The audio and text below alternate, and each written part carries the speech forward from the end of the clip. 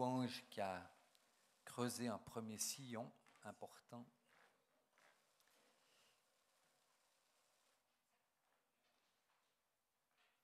Ce matin, nous allons entendre Steve Emmett, pasteur à Échallens. On a la chance d'avoir des orateurs qui viennent de loin et puis d'entendre aussi des gens d'ici. Je vous invite à quand même prendre un petit moment de recueillement, de silence, de prière, pour que nos intelligences et nos cœurs soient ouverts à ce qu'on va entendre. Seigneur Dieu, merci pour ta présence au milieu de nous, pour cette louange qui nous porte et qui nous travaille. Seigneur, ouvre nos cœurs à ce que nous allons entendre maintenant, à ta parole. Ouvre nos intelligences, délie nos volontés. Oui, Seigneur, parle-nous.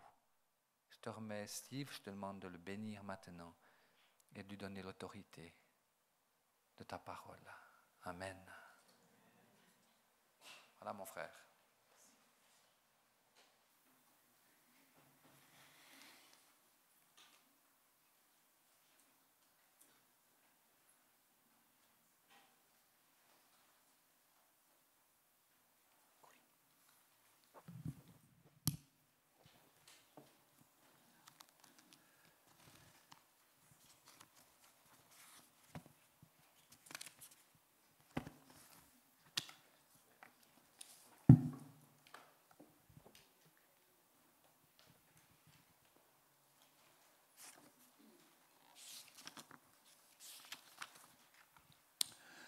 Bonjour à chacun, chacune, vous allez bien?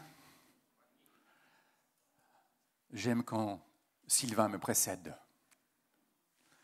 Il ouvre la trace. L'onction de Dieu était là ce matin et c'était vraiment bon de suivre simplement, quoi. C'est tellement plus facile. Merci Seigneur.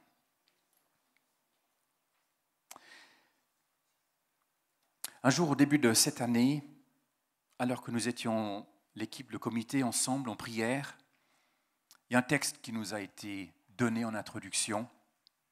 Et il m'a comme donné un coup au cœur quand je l'ai lu, quand nous l'avons lu ensemble. Et c'est à partir de ce texte-là que j'aimerais, en toute simplicité, dans le fond, relever plusieurs éléments qui m'ont touché, m'ont fait réfléchir. Et dans tout cela, ma prière, c'est que le Seigneur nous touche ensemble ce matin. Autant que nous sommes. Tant que nous sommes.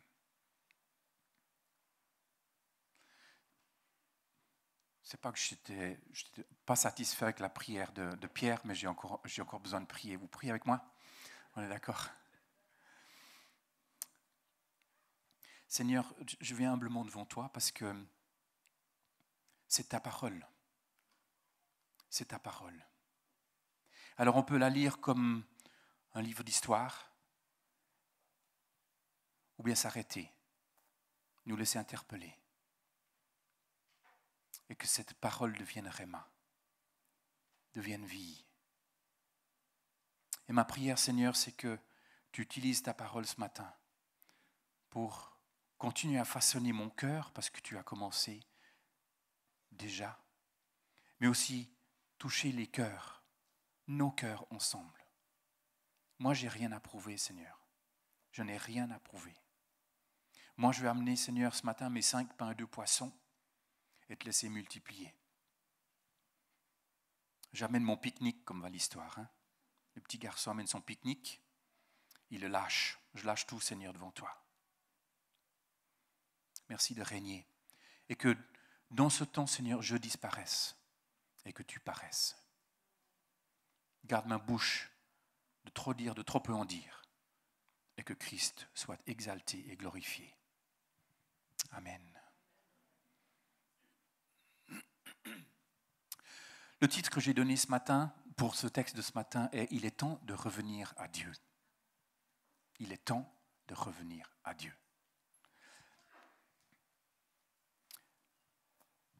Ça se passe par une vision de Daniel, et j'aimerais vous inviter à lire ce texte. C'est un chapitre qui contient 27 versets.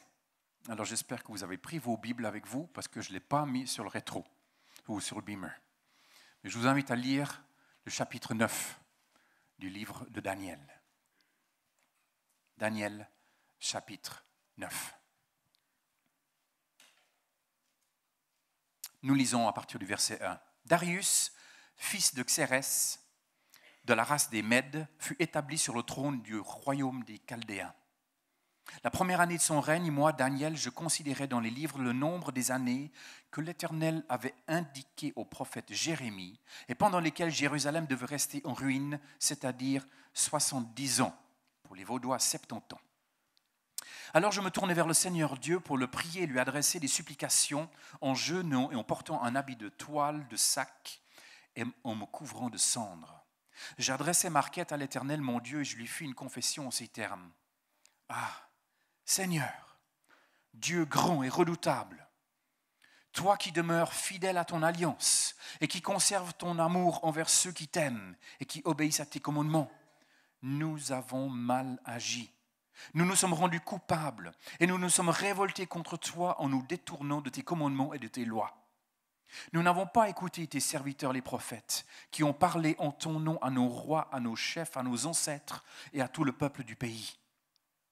Toi, Seigneur, tu es juste et nous rougissons de honte.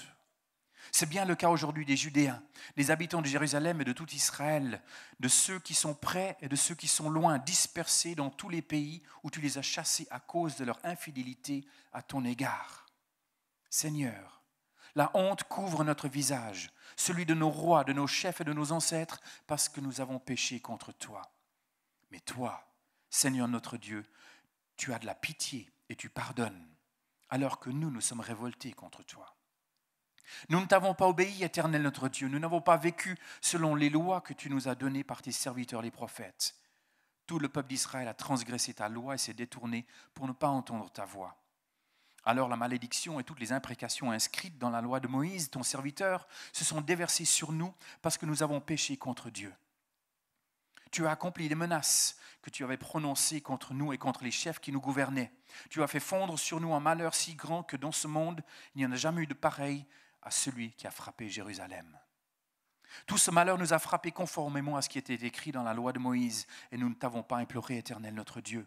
Nous ne nous sommes pas détournés de nos fautes et nous n'avons pas été attentifs à ta vérité. C'est pourquoi, Éternel notre Dieu, tu as veillé à ce que ce malheur fonde sur nous et que tu es juste dans tout ce que tu fais, tandis que nous ne t'avons pas obéi. Et maintenant, Seigneur notre Dieu, tu as fait sortir ton peuple d'Égypte par ton intervention puissante et tu t'es fait un nom qui subsiste jusqu'à ce jour. Mais nous avons péché, nous avons fait le mal. Seigneur, toi qui fais justice aux opprimés, veuille détourner ta colère et ton indignation de Jérusalem, ta ville, ta sainte montagne, car à cause de nos péchés et des fautes de nos ancêtres, Jérusalem et ton peuple sont en butte au mépris de tous ceux qui nous entourent. Maintenant, ô Dieu, écoute la prière et les supplications de ton serviteur, et par égard pour toi-même, considère avec faveur ton sanctuaire dévasté. Ô mon Dieu, prête l'oreille et écoute, ouvre tes yeux et considère nos ruines, regarde la ville qui t'appartient. Certes, ce n'est pas à cause de nos actions justes que nous te prions et t'adressons nos supplications, mais à cause de ton immense compassion. Seigneur, écoute-nous. Seigneur, pardonne. Seigneur, prête-nous attention et interviens sans tarder, par égard pour toi-même, ô mon Dieu, car il s'agit de la ville et du peuple qui t'appartiennent. Je continuais à parler dans ma prière en confessant mes péchés et les péchés de mon peuple Israël et en suppliant l'Éternel mon Dieu en faveur de sa sainte montagne. J'étais encore en train de prononcer ma prière quand Gabriel, ce personnage mystérieux que j'avais vu dans une vision précédente, s'approcha de moi d'un vol rapide au moment de l'offrande du soir. Il s'entretint avec moi et me donna des explications me disant « Daniel, je suis venu maintenant pour t'éclairer. Dès que tu as commencé à prier, un message a été émis et je suis venu pour te le communiquer car tu es bien-aimé de Dieu. Sois donc attentif à ce message et comprends cette vision. Une période de 70 septaines a été fixée pour ton peuple et pour ta ville sainte, pour mettre un terme à la révolte contre Dieu et pour en finir avec les péchés, pour expier la faute et pour instaurer une justice éternelle, pour accomplir vision et prophétie et pour conférer l'onction au sein des saints. Voici donc ce que tu dois savoir et comprendre. Depuis le moment où le décret ordonnant de restaurer et de rebâtir Jérusalem a été promulgué jusqu'à l'avènement d'un chef ayant reçu l'onction, il s'écoulera 7 septênes et 62 septênes. La ville sera rebâtie et rétablie avec ses places et ses remparts en des temps de détresse. À la fin des 62 septênes, un homme ayant reçu l'onction sera mis à mort, bien qu'on ne puisse rien lui reprocher. Quant à la ville et au sanctuaire, ils seront détruits par le peuple d'un chef qui viendra, mais sa fin arrivera provoquée comme par une inondation, et jusqu'à la fin séviront la guerre et les dévastations qui ont été décrétées. Loin conclura une alliance ferme avec un grand nombre pendant une septaine, et à la moitié de la septaine, il fera cesser le sacrifice et l'offrande. Dans le temple sera établie l'abominable profanation, et cela durera jusqu'à l'entière destruction qui a été décrétée s'abatte sur le dévastateur. Que le Seigneur bénisse sa parole au milieu de nous ce matin. Dans ce texte, frères et sœurs, nous trouvons Daniel dans une attitude d'humilité, jeûnant et couvert d'un sac de cendres. Il prie la première année du roi Darius. Et selon un commentaire biblique, cela nous situe en l'an 539 avant Jésus-Christ. Donc, 66 ans après l'exil de Daniel. Le sujet de prière de Daniel, il priait au sujet de la prophétie de Jérémie 29, 10, selon laquelle la destruction de Jérusalem et la captivité des Juifs dureraient 70 ans. Une bonne raison pour lire la parole. Elle nous explique des choses. Daniel était en exil depuis 66 ans. On comprend pourquoi il commence à prier à ce sujet. Ben oui. Si nous savions qu'il se passerait quelque chose d'important dans 4 ans, vous pensez qu'on se tournera les pouces ? Alors, j'ai essayé d'expliquer les choses. J'aimerais expliquer un peu mieux la vision qu'il a reçue, le développer un petit peu, qu'on puisse comprendre. Alors j'ai essayé de mettre du visuel, qu'on puisse mieux comprendre l'écrit. Vous voyez ce que je veux dire ? J'ai dû me creuser un peu les méninges pour arriver à le faire, mais vous comprendrez pourquoi. Alors,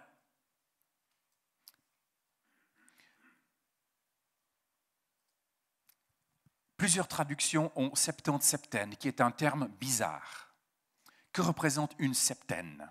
Une septaine se réfère logiquement à une semaine. Une semaine à 7 jours. Donc, on pourra faire un premier calcul. Gabriel parle de 70 semaines. Quelle est la durée alors de 70 semaines ? 70 semaines représentent environ 1 année et 4 mois.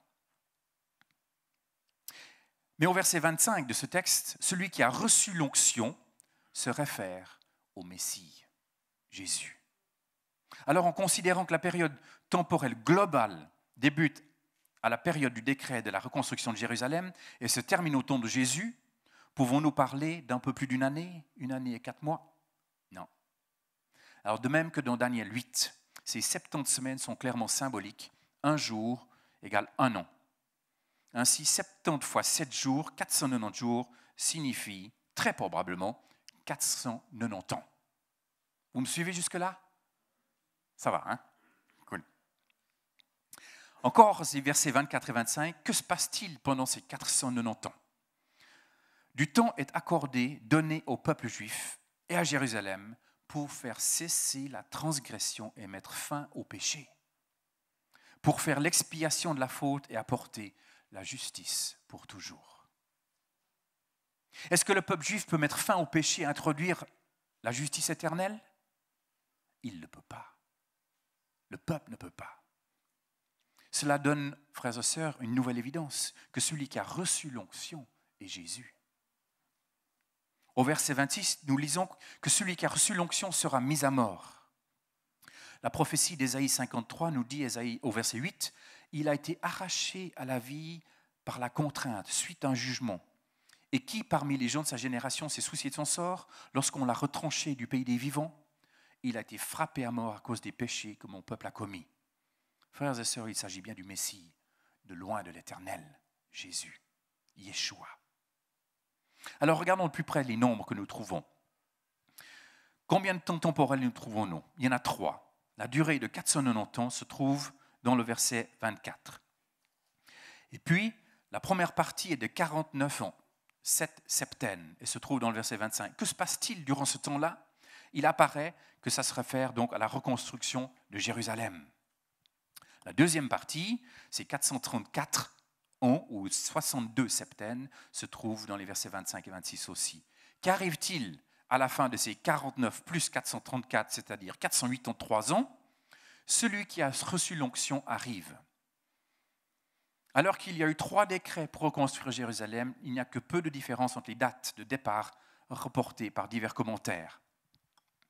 En général, il est accepté, on soutient la date que c'était en 458-457 avant Jésus-Christ, comme étant vraiment cette date du décret de reconstruction de Jérusalem. Vous m'excuserez, j'abrège Jérusalem parce que le texte était l'écran est un peu petit. Ça va? Non, on apprend à abréger des choses là. Mais c'est bien. Ok. Débutons en l'an 457 avant Jésus-Christ. Les 483 ans nous amènent à l'an 27. L'an 27 de notre ère, soit le baptême de Jésus et le début de son ministère public.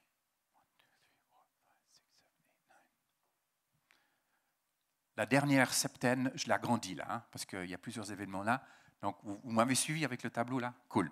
Donc, on arrive en l'an 27, après ces 483 ans. Et c'est le début du ministère de Jésus.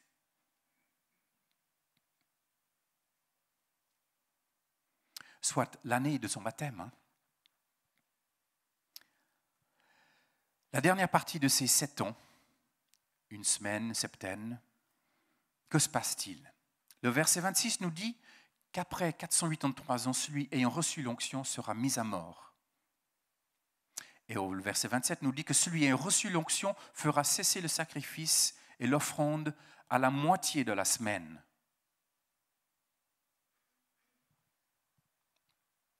Donc en continuant cette ligne temporelle, 3-4 ans supplémentaires, la moitié de la semaine, nous amène à l'an 31 de notre ère, soit l'année où Jésus a été crucifié. Le verset 27, il conclura une alliance avec un grand nombre, le temps d'une semaine. De quelle alliance s'agit-il? Jésus prédit que le règne de Dieu sera enlevé des fonctionnaires juifs qui l'ont rejeté et donné à d'autres, donc aux non-juifs, selon le livre des Actes. D'accord? Vous me suivez jusque-là? Un commentaire biblique relève que l'an 34 de notre ère, 7 ans après l'an 27, est marqué par la lapidation d'Étienne, ainsi que par le commencement du partage de l'Évangile avec les non-juifs.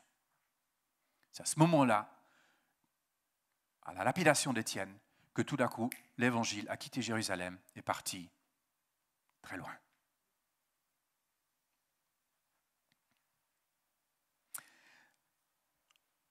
Comment comprendre la référence à la destruction de la ville et du sanctuaire? Rome a détruit Jérusalem, puis reconstruit le sanctuaire en l'an 70 de notre ère. Cela correspond à la description du chef qui vient. Dans le psaume 79, il est prophétisé que le temple sera rendu impur par ceux qui font de Jérusalem un monceau de pierre. Et cela correspond au dévastateur de Daniel 9. Mais il y a une autre abomination, l'abominable profanation. En réfléchissant à ça, je me suis dit, mais qu'est-ce qu'il y a maintenant? Cette place est profanée de manière abominable. Qu'est-ce qu'il y a à la place du temple maintenant? Il y a un couvercle doré. On aime bien dorer les choses parce que ça cache un petit peu des choses dessous. Vous savez ce qu'il y a sous cette coupole dorée? Il y a une inscription. Dieu n'a pas de fils. Sur la place où Jésus est venu donner sa vie, où il a arrêté les sacrifices à cause de sa mort une fois pour toutes. Si on n'appelle pas ça une abominable abomination et profanation, je ne sais pas ce qu'il faut dire. C'est pire même que Ananias et Saphira.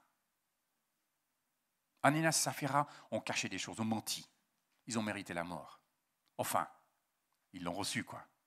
Ça n'a pas traîné. Et là, on nie que Dieu a un fils. Ce Père qui a tant aimé le monde.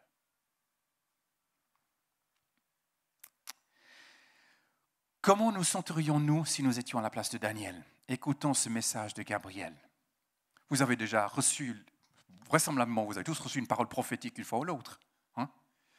On entend la parole, le prophète est là en train de dire, le Seigneur me dit, l'Esprit de Dieu me dit, tac, tac, tac, et puis on est là. Hein? Waouh! Mais là, c'était un ange. Un ange. Daniel, il devait être cassé, comme on dit aujourd'hui. Hein? Il devait être par terre. Un ange qui lui parle. Mais qu'est-ce qu'il lui dit? À peine on entend des bonnes nouvelles que des nouvelles épouvantables s'en suivent. Le sanctuaire sera construit et de nouveau détruit. Gabriel, en quelques mots, prévient clairement Daniel que la pleine réalisation du salut n'est pas du tout pour tout de suite. Pas tout de suite. J'aimerais revenir au début de ce passage, de ce chapitre. Quelle est l'attitude de cœur de Daniel? Son attitude et son cœur. On voit que Daniel est en prière, comme Esdras et Néhémie le feront plus tard. La même attitude. Vous pouvez lire. J'ai regardé. Esdras et Néhémie, la même attitude devant Dieu. Il a une attitude humble. Il supplie, jeûne, porte le sac et la cendre. Il confesse la fidélité de Dieu et l'infidélité du peuple qui a mal agi, est coupable, s'est révolté, détourné des commandements, n'a pas écouté. Des tronches, quoi. Mais je vais vous dire, nous on a des tronches aussi. On ne va pas leur lancer des pierres. Hein. Nous, les Vaudois, on a des sacrées tronches.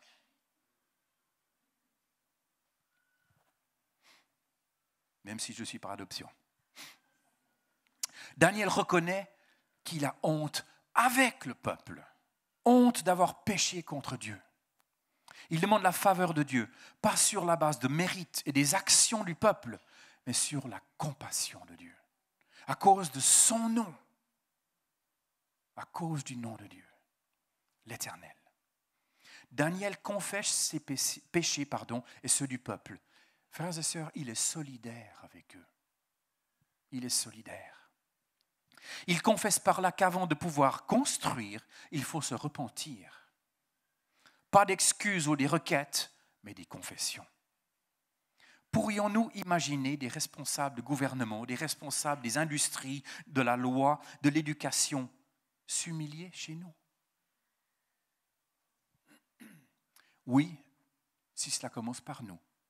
2 Chroniques 7, 14. Si mon peuple s'humilie. Si mon peuple. Nous le sommes par alliance, par adoption, par greffe, mais nous sommes aussi son peuple par la grâce de Dieu. Si mon peuple s'humilie. Les nations changent quand le peuple de Dieu change. Les nations changent quand le peuple de Dieu change. L'arrogance pointe le doigt vers l'autre. C'est pas moi, Seigneur, l'autre. L'humilité pointe le doigt sur soi-même et reconnaît que le réveil doit venir. Et s'il vient, il commence par moi. Je dis toujours, désolé pour ceux qui font partie des chalons, je dis régulièrement, le réveil commence par ce petit machin sur ma table de nuit.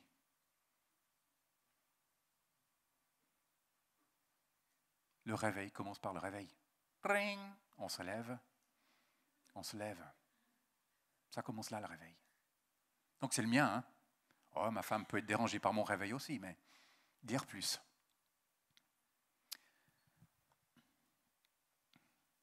Pardon, j'avais oublié celui-là. Ok. Que comprendre des milliers d'années plus tard de l'interprétation de la vision de la part de Gabriel? Sans chercher très très loin, il nous donne quand même la preuve supplémentaire que Dieu est maître de l'histoire. Dieu est maître de l'histoire. Que Jésus était le Messie prédit. Et puisque Jésus est venu, la première fois, tel que prophétisé, dernièrement, Dieu tiendra sa parole pour la seconde venue de Jésus. C'est une évidence. C'est les promesses. Si Dieu est le même hier, aujourd'hui, éternellement, s'il était fidèle hier, pourquoi il ne le serait pas aujourd'hui? Et pourquoi il ne le serait pas demain? Arrêtons d'écouter le monde. Écoutons ce que dit la parole. Les captifs ont-ils tiré la leçon? Avons-nous tiré les leçons sur l'obéissance à Dieu? Combien de temps nous faudra-t-il pour obéir à ce que Dieu nous dit? Combien de temps, frères et sœurs?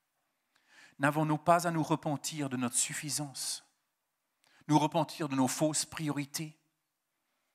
N'avons-nous pas à chercher premièrement le royaume de Dieu et le reste, lui, s'en occupe? Encore une de ses promesses.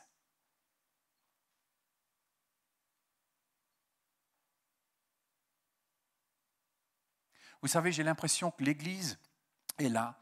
Dieu prépare un grand banquet. On est un petit peu à l'apéro quelque part. Hein? On a les amuse-gueules quelque part. La fenêtre s'ouvre, il y a une présence de Dieu qui s'anime, il y a des victoires, il y a des signes de son royaume. C'est les amuse-gueules quelque part. Ou les amuse-bouches, si vous voulez, pour être en français correct. Moi, je dis amuse-gueule parce qu'on s'en met bien. Bref. Mais dans l'Église, on est en train de se chipoter. Lui, il m'a pris ma petite amuse-gueule. Lui, il a pris ma petite amuse-gueule. Puis le banquet est là. Non, mais on est stupide. On est aveugle. On est fou. Et qu'est-ce que l'ennemi fait? Il vient, t'as vu, t'as briqué ton bretzel. Et qu'est-ce qui se passe? Il y a des divisions, il y a des peccadilles, il y a du chenille dans l'Église et le monde est en train de se perdre. Puis on dit, alléluia, le Seigneur est bon. C'est pas vrai. Oui, il est bon, mais nous, on ne l'entend pas. Lui, il est bon. Il est prêt. C'est prêt. N'avons-nous pas à chercher ce royaume de Dieu? Réalisons-nous aussi que les gens se perdent. Jésus avait compassion. Qu'est-ce que Dieu ou Jésus a dit avant de partir? Quel mandat il nous a donné? Désolé, quel est le mandat?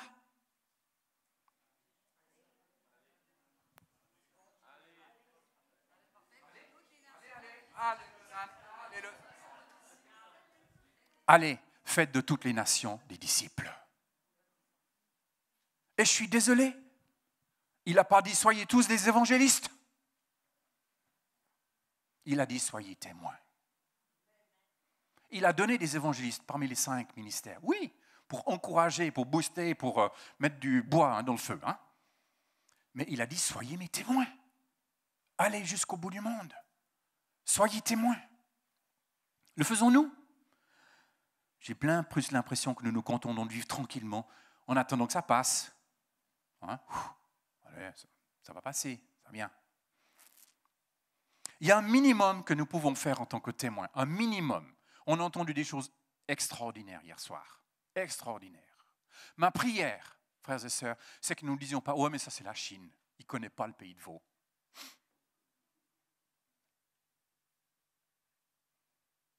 Les veaux, ils deviennent vaches, mais nous, on reste à l'état de veau. Hein.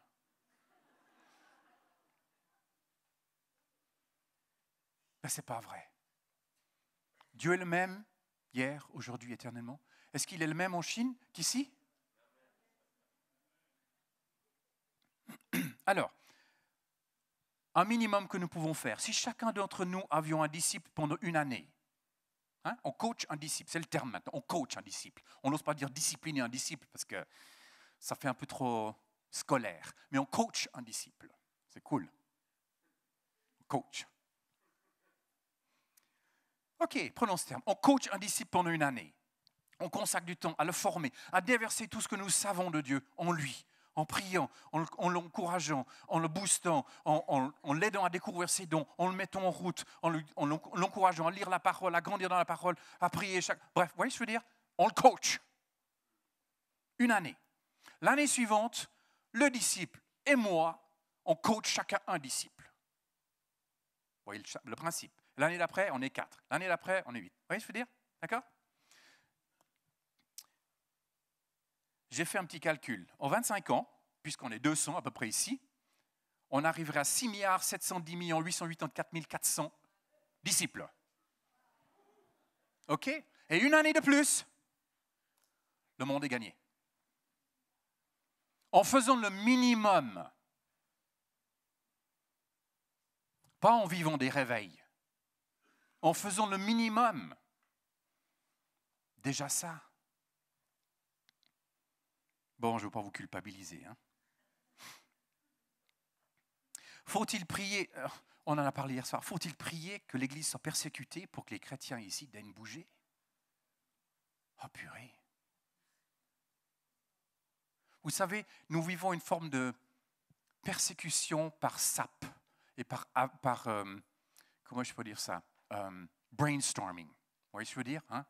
Le monde nous arrose de confort. Il te faut ci, il te faut ça, il te faut ça. Il faut de l'argent pour tout, hein, les amis. Ça, c'est sûr. Mais Dieu ne nous a pas dit, cherchez le fric, puis vous aurez le reste. Cherchez le royaume, et je vous donne le reste. Il ne nous a jamais dit qu'on aurait du steak tous les jours dans nos assiettes. Il nous a promis notre pain quotidien. Notre pain quotidien. Et il y en a qui souffrent dans le monde, ils n'ont même pas du pain quotidien. Et nous, on chipote parce qu'il n'y a pas de Nutella sur notre beurre qui est sur le pain.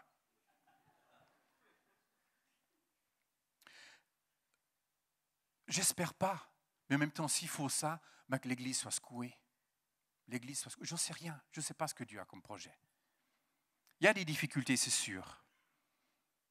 À Malais, il y a quelques mois, j'ai suivi un atelier sur la guérison dans l'histoire. C'était passionnant.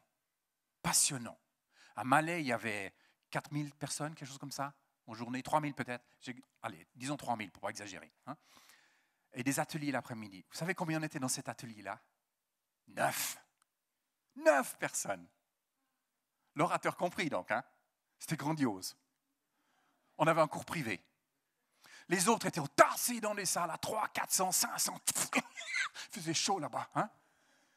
Nous, on était 9. Je ne sais pas, l'histoire n'intéresse pas les gens, mais chers amis, l'histoire nous parle.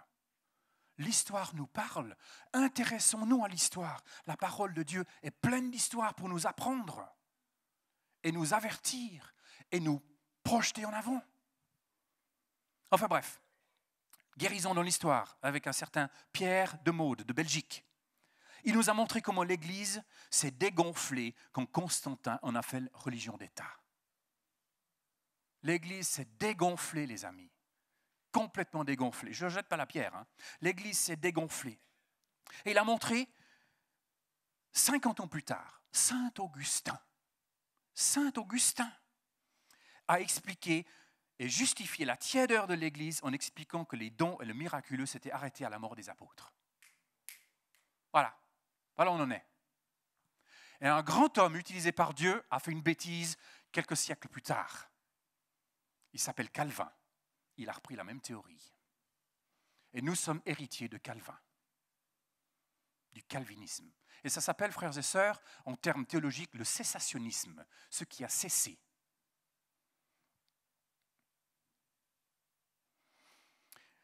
Nous vivons donc avec un héritage trompé, tronqué. Et on accepte ça. Des centaines de milliers de croyants ont été trompés sur la marchandise, permettez l'expression. Ce n'est pas surprenant de voir des gens prendre leur ticket pour le ciel, s'asseoir et attendre que cela vienne. Ben, je dis mensonge. Mensonge. Mensonge que l'Église accepte ça. Nous sommes appelés à faire des disciples à Jérusalem, en Judée, en Samarie et jusqu'aux extrémités de la terre. Frères et sœurs, le mandat n'a pas changé. N'a pas changé. C'est toujours le même. Alors, votre Jérusalem, c'est votre village. D'accord? Et puis, vous transposez le reste. J'ai l'impression que nous sommes immatures. Ah non, moi, je suis un chrétien mature. Ah ouais? Bien. Dans notre communauté, nous avons instauré une nouvelle définition de la maturité. Vous pouvez me permettre, ça fait partie de notre mandat d'église. C'est la proportion des choses que l'on met en pratique par rapport à celles que l'on connaît. C'est la maturité. Ça, c'est la maturité. Vous pouvez avoir des diplômes de théologiens bardés de tous les doctorats, ce que vous voulez. Si vous ne mettez pas en pratique, ça ne vaut pas pipette. Ça ne vaut pas pipette. Coluche l'a dit lui-même. Hein, Certains étudiants sortent avec les bagages, puis ils ne savent plus où les poser après les études. Dans l'église, c'est un peu comme ça. Oui. C'est ça la maturité. La proportion des choses que l'on met en pratique par rapport à celles que l'on connaît. J'ai parfois l'impression que l'Église se contente de peu. Elle est fatiguée, délabrée. Elle attend la fin tranquillement dans un EMS. Ma définition de l'EMS, éternel mutisme spirituel. Voilà l'état de certaines églises. Certains chrétiens, même pas balançons non, les chrétiens, les croyants. C'est ça, éternel mutisme spirituel. Saint François d'Assise a dit « Chaque jour prêche l'évangile et si besoin, utilise des mots. »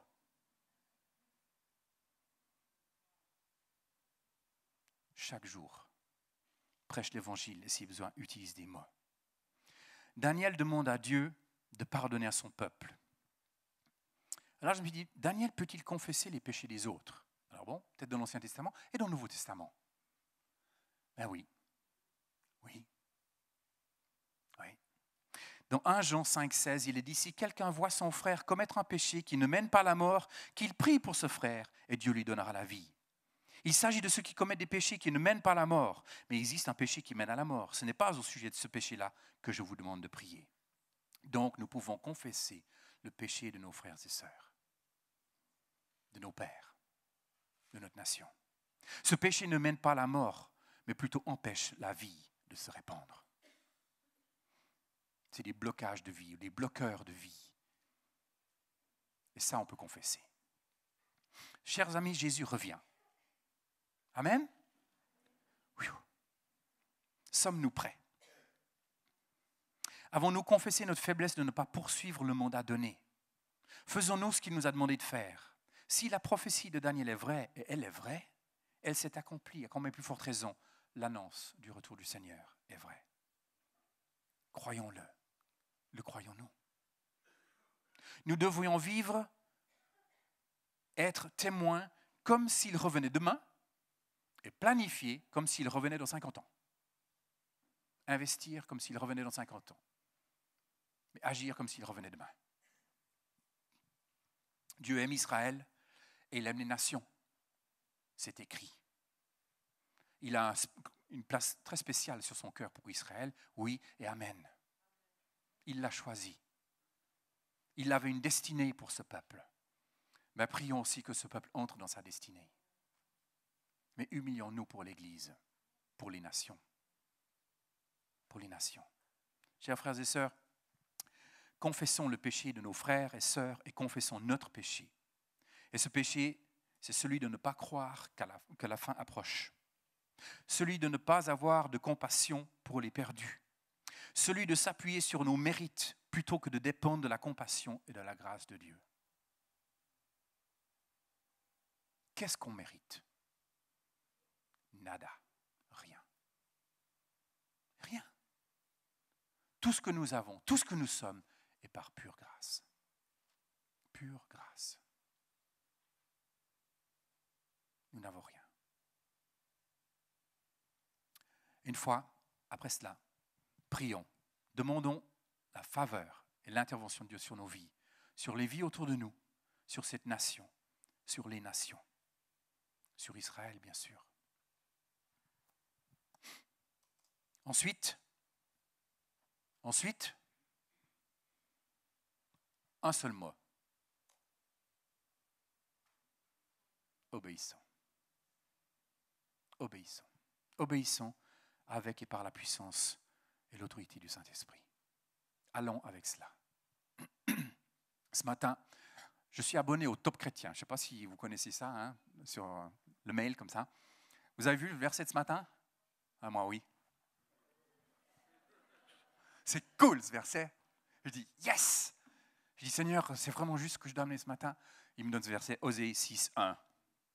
Venez et retournons à l'Éternel, car il a déchiré, mais il nous guérira. Il a frappé, mais il pansera nos blessures.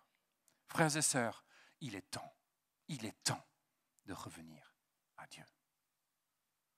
Amen.